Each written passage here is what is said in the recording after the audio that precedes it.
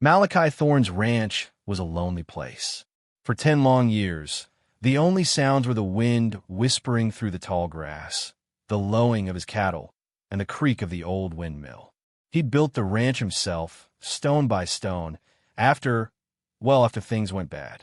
After Sarah. He didn't like to think about Sarah. She'd taken his heart and stomped on it, leaving him empty and bitter. Now, Malachi preferred the company of his cows to people. They were simple. They didn't lie or cheat or run off with traveling salesmen. He spent his days mending fences, checking on the herd, and making sure the water troughs were full. Evenings were spent on the porch, watching the sun sink below the horizon, painting the sky in fiery colors.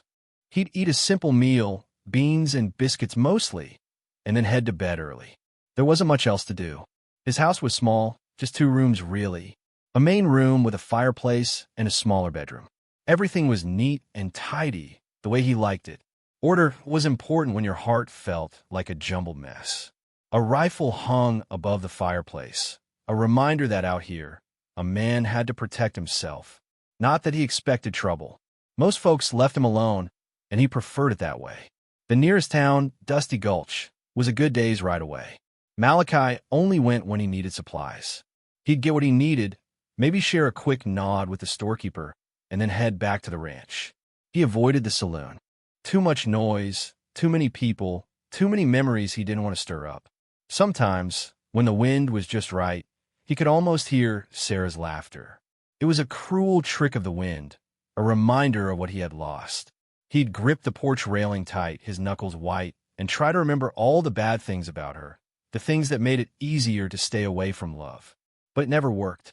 He always remembered the good times, the way her eyes sparkled when she laughed, the way she used to hum while she cooked. But those days were gone. Now there was only the wind, the cows, and the endless, empty sky. Malachi Thorne was a man alone, and he figured that's how he would stay. He'd made his peace with the solitude, or so he thought. The storm rolled in fast, like a runaway train. One minute the sky was a clear, pale blue. The next it was swirling with angry gray clouds. Lightning cracked, thunder boomed, and the wind howled like a hungry wolf. The rain came down in sheets, turning the dusty ground into a muddy mess. Malachi was inside, tending the fire. He'd felt the change in the air hours ago and brought the cattle closer to the barn. He wasn't afraid of storms. He'd seen plenty in his time. But this one felt different, meaner somehow. Suddenly, a loud knock echoed through the small house. Malachi frowned. He wasn't expecting anyone. He grabbed his rifle from above the fireplace, just in case, and cautiously approached the door. He pulled it open a crack, peering out into the storm. At first, he saw nothing but rain and wind. Then he spotted her. A figure huddled on his porch, soaked to the bone. She was wearing a white dress, or what was left of one. It was torn and muddy, clinging to her like a second skin. Her hair was plastered to her face, and she was shivering uncontrollably. He hesitated. He didn't want trouble. He didn't want anyone messing with his quiet life. But he couldn't just leave her out there to die. He opened the door wider. "Hey," he shouted over the wind. "Are you all right?" The figure looked up, her eyes wide and pleading. She took a step forward, then her knees buckled, and she collapsed onto the porch. Malachi quickly holstered his rifle and rushed to her side. He knelt down and gently shook her shoulder. Miss, can you hear me?" She groaned softly, her eyes fluttering open.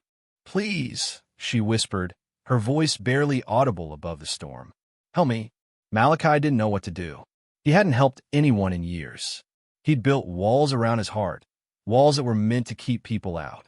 But looking at this woman, lying helpless on his porch, he knew he couldn't turn her away. He carefully scooped her up in his arms. She was light as a feather. He carried her inside and laid her gently on the bed in the smaller room. He closed the door to the main room to try and keep the heat from the fire in the small space. "I'll be right back," he said, though he wasn't sure if she could hear him. He went to the fireplace and grabbed a thick blanket. He returned to the bedroom and carefully wrapped it around her shivering body.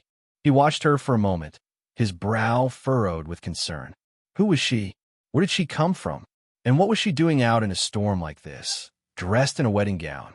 He knew one thing for sure. His quiet, lonely life was about to change. Malachi added more wood to the fire, trying to chase away the chill that had settled in the small house, a chill that had nothing to do with the storm raging outside. He kept glancing at the closed bedroom door. The woman, Evangeline, he'd learned when she'd finally spoken more than a whisper, was sleeping fitfully. He'd managed to get some hot tea down her, and after that, she'd drifted off. He'd change her out of the wet wedding dress, finding an old, clean nightgown of Sarah's in a trunk in the attic.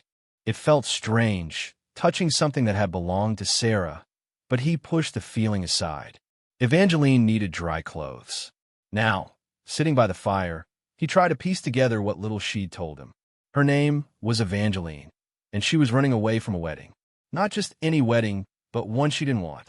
She'd been forced to marry a man named Clayton Voss. The name sent a shiver down Malachi's spine. He didn't know the man, but something about the way Evangeline said his name. It was filled with fear.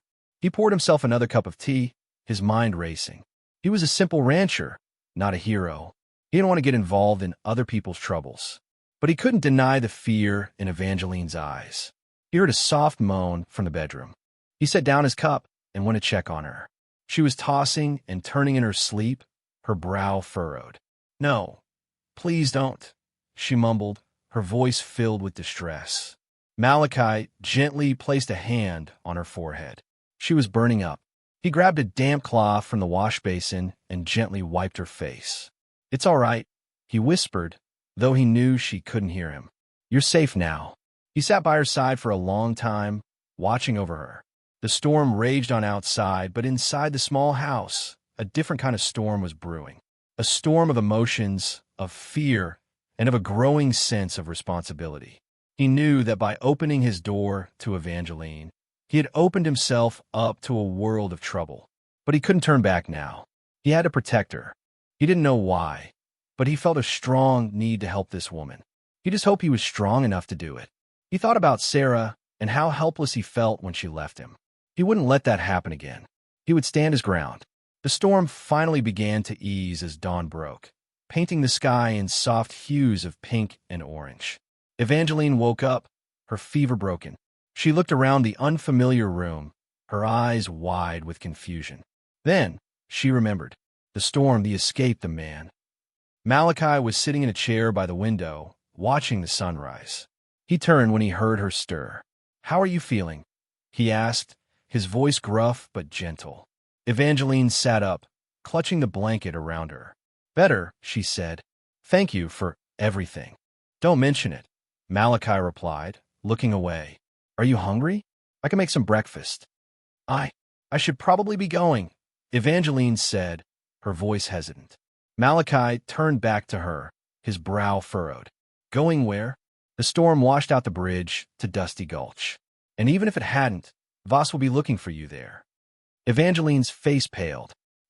"He'll find me no matter where I go," she said, her voice trembling. "He always does." Malachi sat down on the edge of the bed. "Tell me about him," he said. "Tell me about Clayton Voss." Evangeline took a deep breath. He's powerful," she said. "He owns half the county. He thinks he can do whatever he wants." She explained that her father owed Voss a lot of money, and in exchange for forgiving the debt, Voss demanded that she marry him. She knew he was a cruel man, that she would be miserable. She couldn't bear the thought of spending her life with him. So she ran. "He has a terrible temper," she continued, her voice barely above a whisper. "He's hurt people badly. He won't let me go. He'll hunt me down." Malachi listened, his face grim. He was beginning to understand the danger Evangeline was in. Clayton Voss sounded like a man who wouldn't stop at anything to get what he wanted. "Why would he want to marry you so badly?" Malachi asked. Evangeline looked down at her hands. "My father, he owns a small piece of land that Voss wants. It has a spring on it, the only spring for miles. With me married to him, he gets the land." Malachi stood up and walked to the window, looking out at the rising sun. He was just a simple rancher. He didn't want to get involved in a feud with a powerful man like Clayton Voss. But he couldn't stand by and let this woman be forced into a marriage she didn't want. He turned back to Evangeline, his eyes filled with determination. "He's not going to find you here," he said. "I won't let him." He'd made his decision. He would protect her, no matter the cost. Malachi knew he was making a mistake. He could feel it in his bones. Getting involved with Evangeline meant inviting trouble, danger, maybe even death. He'd spent 10 years building a life of peace and quiet, a life free from drama and heartbreak. Why was he throwing it all away for a woman he barely knew? He tried to tell himself it was just the right thing to do, that any decent person would help someone in need. But deep down, he knew it was more than that. He saw something in Evangeline's eyes, a vulnerability, a spark of hope that reminded him of himself a long time ago. Before Sarah, he busied himself making breakfast, bacon and eggs, the kind of hearty meal that could fortify a person for a long day. He glanced at Evangeline, who was sitting at the table, her hands clasped tightly in her lap. She looked small and fragile, but he sensed a strength in her, a quiet determination that he admired. "Eat up," he said, placing a plate in front of her. "You need to keep your strength up." She managed a weak smile and picked at the food. Malachi watched her, his mind still wrestling with his decision. He was a rancher, not a bodyguard. He knew how to mend fences and tend to cattle, not fight off ruthless men like Clayton Voss. But he'd given his word, and Malachi Thorne was a man of his word. After breakfast, he went to the barn and saddled his horse, a sturdy Appaloosa named Paint. He grabbed his rifle and his hat, his movements deliberate and purposeful. "Where are you going?" Evangeline asked, following him to the barn. "To check the fences," he said, "and to see if I can find out anything about Voss." He knew she was worried. He was worried too, but he couldn't let her see it. He had to be strong for her. He mounted Paint and turned to face her. "Stay here," he said. "Don't go anywhere. And if you see anyone coming, hide." Evangeline nodded, her eyes filled with fear. Malachi touched his hat and urged Paint forward. He rode out of the barn and into the rising sun, leaving Evangeline behind. He didn't know what the future held, but he knew one thing for sure. His life would never be the same again. He was doing this for her, for Evangeline, and maybe, just maybe, for himself too. A small part of him hoped this was a chance to find something he thought he had lost forever. Hope. Clayton Voss was not a patient man. He'd expected Evangeline to be begging for forgiveness by now, but the stubborn little thing had actually run. Humiliating. He wouldn't stand for it. He gathered his men, a rough bunch, loyal only to him and the money he paid them, and set out. The rain had stopped, but the ground was still muddy, slowing their progress. Voss cursed under his breath. He wanted Evangeline back, and he wanted her father's land. He sent men to Dusty Gulch, to the stagecoach station, and to every farm within a 50-mile radius. He offered a reward for information, and soon, reports started trickling in. A woman matching Evangeline's description had been seen heading south toward the Broken Ridge. Voss knew that Broken Ridge was mostly empty, save for a few scattered ranches. He focused his search on that area, riding hard and pushing his men to their limits. He knew Evangeline wouldn't be able to travel far on foot. She'd have to find shelter somewhere. One of his men, a wiry fellow named Jake, rode up to him, his face grim. "Boss, we found tracks. A horse and a woman, heading toward Thorne's place." Thorne. Voss knew the name. Malachi Thorne was a recluse, a man who kept to himself. He wouldn't be expecting visitors, and he certainly wouldn't be expecting Clayton Voss. "Thorne's place," Voss said, a cruel smile spreading across his face. "Looks like our little bird has found herself a hiding spot. Let's pay Mr. Thorne a visit." He spurred his horse forward, the rest of his men following close behind. The sun was starting to set, casting long shadows across the landscape. Voss could feel the tension in the air, the anticipation of the confrontation to come. He knew Thorne would put up a fight, but Voss was prepared. He always was. Evangeline watched from the window as a group of riders approached the ranch. Her heart pounded in her chest. She knew it was them, Clayton Voss and his men. She quickly ran to the bedroom and grabbed the rifle Malachi had left for her. She didn't know how to use it, but she figured it was better than nothing. She peeked out the window again. The riders were closer now, their faces grim and determined. She had to warn Malachi. But how? He was out checking the fences, miles away. She knew she was trapped, but she wouldn't give up without a fight. She was scared, but she was also angry. Angry at Voss for trying to control her life, angry at her father for putting her in this position, and angry at herself for being so helpless. She took a deep breath, trying to calm her racing heart. She had to be brave. She had to protect herself, and she had to find a way to warn Malachi. Her life, and possibly Malachi's, depended on it. Malachi was several miles from the ranch when he saw them. Riders heading in the direction of his property, a cloud of dust billowing behind them. He recognized the lead rider, Clayton Voss. His gut clenched. He spurred Paint into a gallop, his heart pounding in his chest. He had to get back to Evangeline.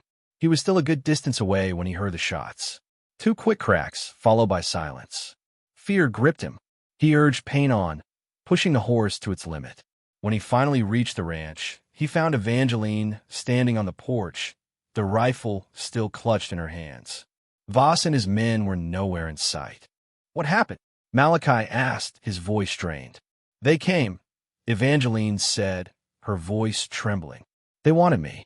I shot at them. Did you hit anyone? I don't know, she said. They rode off. They said they'd be back.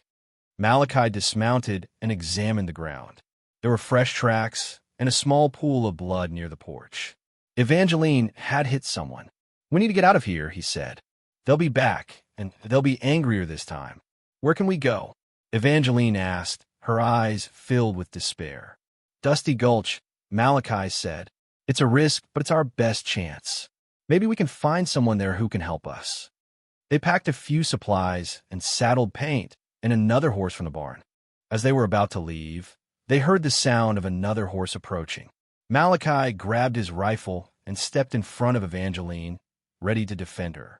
A young man in a deputy's uniform rode into the yard, his face earnest. Hold it right there, the deputy shouted, raising his hands. I'm Deputy Johnson. I heard there was trouble out here. Malachi lowered his rifle slightly, but kept his guard up. What do you want, deputy? I want to help, Johnson said. I know about Voss. I know what he's been doing. He thinks he's above the law, but he's wrong. Evangeline stepped forward. Can we trust you? She asked. Johnson looked at her, his eyes filled with sincerity. You can trust me, he said. I'm not afraid of Voss, and I won't let him hurt you. Malachi hesitated. He didn't trust easily, but he saw something in Johnson's eyes, a genuine desire to help, and they needed all the help they could get. All right, deputy, Malachi said. We'll take your help, but you need to know Voss is dangerous. He won't hesitate to kill us. Johnson nodded. I know, he said. That's why we need to stop him, before he hurts anyone else. With the young deputy by their side, Malachi and Evangeline set off toward Dusty Gulch, hoping to find safety and justice in a town that was controlled by a man who thought he was above the law. The journey would be dangerous, but they had a glimmer of hope now. A hope that maybe, just maybe, they could win. As they rode toward Dusty Gulch, Deputy Johnson filled Malachi and Evangeline in on Clayton Voss's past. He explained that Voss had been terrorizing the county for years, using his wealth and influence to get away with all sorts of crimes. He's cheated people out of their land, he's beaten men senseless, and he's even gotten away with murder, Johnson said, his voice filled with anger. But nobody's ever been able to prove anything. He's got the sheriff in his pocket, and most folks are too scared to speak out against him. Why aren't you scared? Evangeline asked, her eyes wide with concern. Johnson smiled grimly. I'm new to this county, he said. I haven't been worn down by Voss yet, and I believe in doing what's right, even if it means risking my life. He went on to explain that Voss had a reputation for forcing people into doing his bidding. He controlled the water supply, the banks, and even the local newspaper. Anyone who crossed him would find themselves in serious trouble. He's like a snake, Johnson said. He coils around you, slowly squeezing the life out of you until you have no choice but to do what he wants. Malachi listened intently, his face grim. He was beginning to understand the full extent of the danger they were in. He wasn't just dealing with a spoiled rich man. He was dealing with a ruthless tyrant who would stop at nothing to get what he wanted. What about my father? Evangeline asked, her voice filled with worry. What will Voss do to him? Johnson sighed. I don't know, he said, but I imagine he won't be too happy. We need to get to your father and warn him. They continued their journey in silence, each lost in their own thoughts. Malachi was thinking about Sarah and how he had failed to protect her. He wouldn't make the same mistake again. He would protect Evangeline, even if it meant sacrificing his own life. Evangeline was thinking about her father and the terrible situation she had put him in. She wished she had never run away. Maybe it would have been better to just marry Voss and try to make the best of it. But she knew she couldn't have done that. She couldn't have lived a life of misery and fear. Johnson was thinking about the oath he had taken as a deputy to protect and serve the people of the county. He knew that taking on Voss was a dangerous task, but he was determined to do his duty. He couldn't stand by and watch as Voss continued to terrorize the innocent. As they approached Dusty Gulch, they could see a group of riders waiting for them on the outskirts of town. Malachi recognized them immediately. They were Voss's men. The trap was set. They were riding right into it. Malachi pulled Paint to a halt, Deputy Johnson beside him. Evangeline was behind them, her face pale but resolute. Voss and his men blocked the road into Dusty Gulch, their faces grim and determined. Well, Voss said, his voice dripping with sarcasm. Look what we have here. The runaway bride and her two protectors. We're not looking for trouble, Voss, Johnson said, his voice steady. We just want to pass through. Sorry, Deputy, Voss said, his eyes glinting with malice. I can't let you do that. I need to have a little chat with Miss Evangeline here. She doesn't want to talk to you, Malachi said, his voice low and dangerous. Leave her alone. Voss laughed. You think you can stop me, Thorn? You're just one man. I'm not afraid of you, Voss, Malachi said, his hand resting on the butt of his rifle. Maybe you should be, Voss said. He nodded to his men, and they started to spread out, surrounding Malachi, Evangeline, and Johnson. I don't want anyone to get hurt, Evangeline said, her voice trembling. Just let me go, and I'll do whatever you want. It's too late for that, Evangeline, Voss said. You humiliated me. Now you're going to pay the price. This doesn't have to end this way, Voss, Johnson said. Let her go, and we'll forget this ever happened. You're wasting your breath, Deputy, Voss said. I'm not going to let her go. She's mine. Malachi had heard enough. He drew his rifle and fired a shot into the air. The sound echoed through the valley, silencing everyone. I said, leave her alone, Malachi repeated, his voice cold and deadly. This is your last warning. Voss's face contorted with rage. Kill them, he shouted to his men. The riders charged, guns blazing. Malachi, Johnson, and Evangeline ducked for cover, returning fire. The air filled with the sound of gunfire and the screams of horses. Malachi fought like a man possessed, his years of solitude and bitterness fueling his rage. He shot down 2 of Voss's men, sending them crashing to the ground. Johnson fought bravely, holding his own against the onslaught. Evangeline huddled behind Paint, cowering and firing the occasional shot with shaking hands. She knew she was more of a danger to herself than to Voss's men. The gunfight raged on, the sounds of bullets whizzing past her ears. She saw Deputy Johnson take a hit to the shoulder, but he kept fighting, his face grim. Malachi was a whirlwind of fury, taking down one attacker after another. But they were outnumbered. She knew they couldn't hold out forever. Suddenly, Voss shouted, Enough! Stop shooting. The gunfire ceased. Voss rode forward, a cruel smile on his face. I have a proposition for you, Thorn, he said. I know about Evangeline's father. I know about the land he owns. If you hand her over to me, I'll let her father go. I'll even give him back his land. Evangeline gasped. She couldn't let Malachi sacrifice himself for her. But she couldn't let Voss hurt her father either. Don't do it, Evangeline, Malachi shouted. It's a trick. He'll never let your father go. I'm not lying, Voss said, his voice smooth and persuasive. I give you my word. Just hand her over, and everyone goes home safe. Evangeline knew she had to do something. She couldn't let anyone else get hurt because of her. She stepped out from behind Paint, her heart pounding in her chest. All right, Voss, she said, her voice trembling but firm. "I'll go with you. But you have to promise to let my father go. And you have to promise not to hurt Malachi or the deputy." Voss smiled.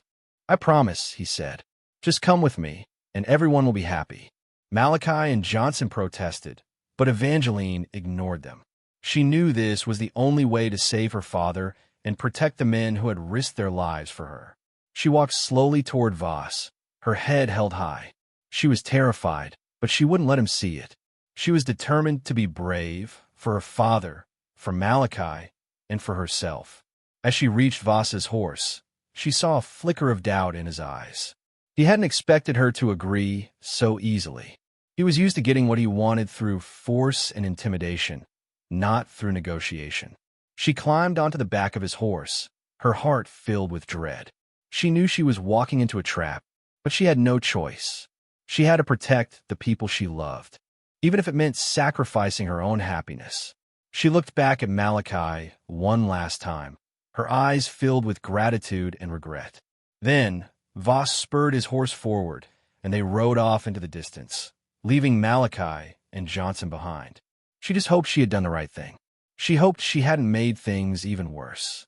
She hoped she could somehow find a way to outsmart Clayton Voss. Malachi watched helplessly as Voss rode away with Evangeline. He felt a surge of anger and regret. He had let her down. He had promised to protect her, and he had failed. "We have to go after them," Johnson said, his voice strained. He was holding his wounded shoulder, his face pale with pain. "It's too dangerous," Malachi said. "We're outnumbered. We'll never make it." "We have to try," Johnson insisted. "We can't just let him get away with this." Malachi knew Johnson was right. He couldn't just stand by and do nothing. He had to save Evangeline, even if it meant risking his own life. "All right," he said. "Let's go." They mounted their horses and set off after Voss, following the tracks in the dirt. They rode hard, pushing their horses to their limits. They knew they were running out of time. Meanwhile, Evangeline was trying to figure out a way to escape from Voss. She knew he wouldn't keep his promise to let her father go. He was a liar and a cheat. She had to find a way to turn the tables on him. As they rode, she noticed that they were heading toward a narrow canyon. She knew that canyon. It was a dead end. "Where are you taking me?" she asked Voss, her voice trembling. "Somewhere safe," Voss said, his eyes glinting with malice. "Somewhere where no one can find you." Evangeline knew what he meant. He was going to kill her. She started to panic. She had to do something. She reached into her boot and pulled out a small knife she had hidden there. It was her last chance. As they entered the canyon, she saw her opportunity. Voss slowed his horse to navigate the narrow passage. She lunged forward, plunging the knife into his back. Voss screamed in pain and surprise. He grabbed at her, tried to pull her off the horse, but she held on tight, determined to fight to the end. The horse reared up, throwing them both to the ground. Evangeline scrambled to her feet and ran deeper into the canyon. She knew Voss would be after her, but she had to try to escape. Suddenly, she heard the sound of gunfire. She turned and saw Malachi and Johnson riding into the canyon, guns blazing. They had found her. They had come to save her. But then she saw something else. A large group of riders approaching from the other end of the canyon. They were wearing badges. They were federal marshals. The marshals surrounded Voss and his men, ordering them to surrender. Voss, realizing he was trapped, tried to make a run for it. But Malachi shot him down, sending him crashing to the ground. The marshals arrested Voss and his men, taking them into custody. They thanked Malachi and Johnson for their help and promised to bring Voss to justice. Evangeline ran to Malachi, throwing her arms around him. She was safe. She was free, and she was finally with the man she loved. "I knew you'd come for me," she said, her voice filled with tears. Malachi held her tight, his heart filled with joy and relief. He had almost lost her, but now she was safe in his arms, and he knew that he would never let her go again. It turned out Deputy Johnson had sent a wire to the federal marshals, explaining everything about Voss's crimes. They had been waiting for the right moment to intervene, and Evangeline's bravery had given them the opportunity they needed. The days that followed were quiet. The marshals returned Evangeline to her father, who was overjoyed to see her safe. He was grateful to Malachi and Deputy Johnson for their bravery. Voss's reign of terror was over, and the county could finally breathe a sigh of relief. Deputy Johnson recovered from his wound and became the new sheriff, determined to clean up the town and bring justice to those who had been wronged by Voss. As for Malachi and Evangeline, they returned to the ranch. The storm had passed, and the sun was shining brighter than ever before. But the emotional scars ran deep, and it would take time to heal. Malachi found himself opening up to Evangeline, sharing his fears and his hopes. He told her about Sarah and the pain she had caused him. He confessed that he had been afraid to love again, afraid of being hurt. Evangeline listened patiently, her eyes filled with understanding. She told him about her own fears, about being forced into a marriage she didn't want, about feeling helpless and alone. They found comfort in each other's company, sharing their stories and supporting each other through the healing process. They spent their days working on the ranch, mending fences, tending to the cattle, and simply enjoying each other's presence. Slowly but surely, the walls around Malachi's heart began to crumble. He realized that Evangeline was different from Sarah. She was kind, compassionate, and strong. She had faced adversity with courage and grace, and she had shown him that it was possible to love again. Evangeline, too, found herself falling in love with Malachi. She admired his strength, his integrity, and his quiet kindness. She had come to the ranch seeking shelter from the storm, but she had found something much more valuable: a home, a family, and a love that would last a lifetime. One evening, as they sat on the porch watching the sunset, Malachi took Evangeline's hand in his. "Evangeline," he said, his voice filled with emotion, "I know it hasn't been long, but I can't imagine my life without you. You've shown me that it's possible to love again. Will you marry me?" Evangeline's eyes filled with tears of joy. "Yes, Malachi," she said. "Yes, I will." They embraced, their hearts filled with love and hope. The storm was over. The healing had begun, and a new chapter was about to begin in their lives. They were ready to face the future together.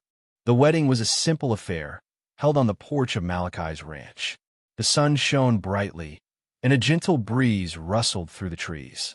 Evangeline wore a new white dress, simple but elegant, that she had sewn herself. Malachi wore his best suit, the one he hadn't worn since his first wedding. Deputy Johnson officiated the ceremony, his voice filled with warmth and sincerity. He spoke of love, forgiveness, and new beginnings. He reminded them that even after the darkest storms, the sun would always shine again. Evangeline's father was there, beaming with pride. He had given Malachi his blessing, and he knew that his daughter was in good hands. A few of the neighbors from nearby ranches also attended, bringing gifts and well wishes. They had heard about Malachi's bravery and Evangeline's courage, and they were eager to celebrate their union. As Malachi and Evangeline exchanged vows, their eyes met, and they knew that they were making the right decision. They were committing to a life of love, trust, and support. They were promising to stand by each other through thick and thin, to face whatever challenges life might throw their way. When the ceremony was over, everyone gathered for a simple feast. There was barbecue, beans, biscuits, and apple pie. There was laughter, music, and dancing. Everyone celebrated the happy couple and wished them well. As the sun began to set, Malachi and Evangeline stood on the porch, watching their guests depart. They held hands, their hearts filled with gratitude and joy. "I love you, Malachi," Evangeline said, her voice filled with emotion. "I love you too, Evangeline," Malachi replied. More than words can say, they knew that their life together wouldn't always be easy. There would be challenges and hardships, but they were ready to face them together. They had found love in the midst of a storm, and they knew that their love would be strong enough to weather any storm that might come their way. As they walked into the house, hand in hand, they left the past behind. They were starting a new chapter in their lives, a chapter filled with love, hope, and happiness. Malachi Thorne, the lonely rancher, had finally found his soulmate, and Evangeline, the runaway bride, had finally found her home. The ranch was no longer a place of solitude and heartbreak. It was a place of love and laughter, a place where dreams could come true. It was a new beginning for both of them, and it was perfect